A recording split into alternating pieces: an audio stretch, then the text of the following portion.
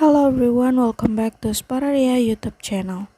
Alright guys, so yeah, in this video I would like to share you a tutorial on how to change keyboard's theme on Samsung Galaxy A56.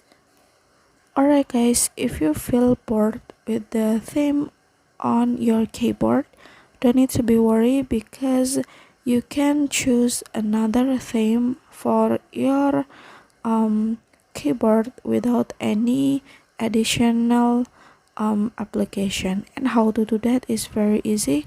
So yeah, without any further ado, now let's get started to the tutorial.